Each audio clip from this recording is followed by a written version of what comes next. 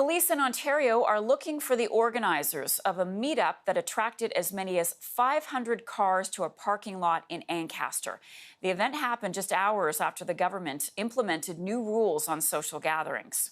Wearing a mask, I was socially distanced. I didn't have a problem. The participants should be ashamed of themselves, and they're going to go home to families who they potentially are putting at risk. The event, called Mega Meet 2.0, took place outside a movie theater Saturday night. Police from multiple jurisdictions were called to the scene to break up the party. Everyone left when the officers arrived. No charges were laid at the time, but police say charges are still possible if they find out who organized this meeting. With more, I want to bring in Dr. Matthew Oughton. He's an infectious disease specialist joining me from Montreal. So, Dr. Oughton, great to see you on this Monday morning. Boy, this is my hometown, Ancaster, Ontario, and I see stuff going on like this, and I think, come on, people. What's your reaction to what we saw taking place? Because we know, again, this was largely a gathering of young people. I'm not sure that I would be so concerned about the age of the people there. It's more the underlying idea that people obviously had, that they can do this, that they can get together in large groups without any consequences. I think perhaps our earlier successes in terms of getting the control of the virus down in the community led people into feeling like that's it, we can go back to normal the way things are. But now, especially in the advent of recent increases in cases across many provinces, including Ontario, it's very clear that we still have the same situation, highly transmissible virus and a population that is largely susceptible. And these kinds of gatherings represent high risks for transmitting. Sure, younger people are less likely to get seriously sick from it, but they still represent risk of passing infection on to others at home, at their workplace, at their schools, and setting off a chain of events that could lead to people getting seriously sick. Yeah, and I can't remember what day it was last week, but one of them that's all becoming a blur, it was almost 70% of the cases were people under the age of 40.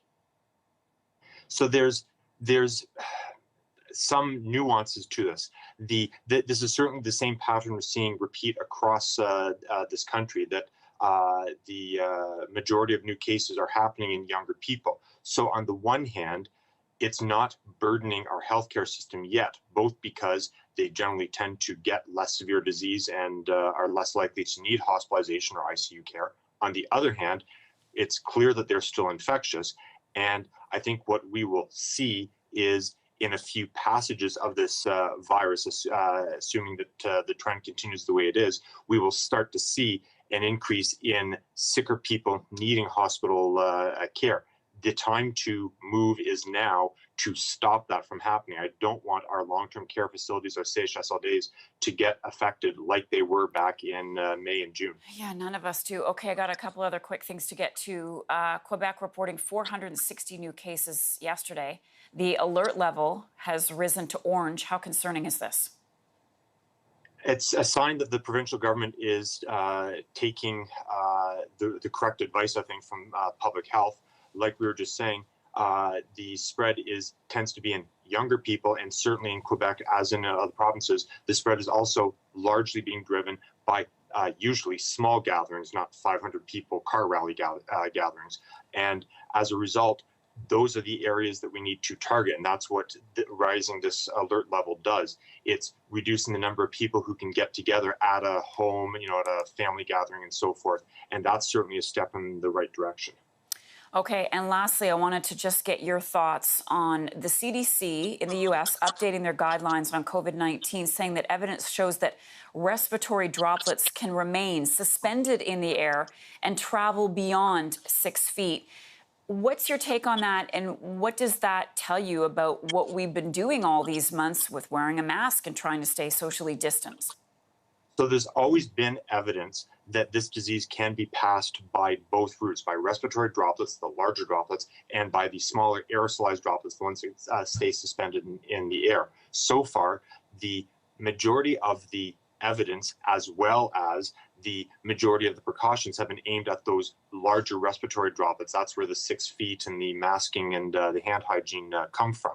I would still say that those continue to serve us well. The relative importance of aerosol transmission is something that is ongoing. Certainly, this virus can be admitted into aerosol, but to what extent under regular sort of circumstances?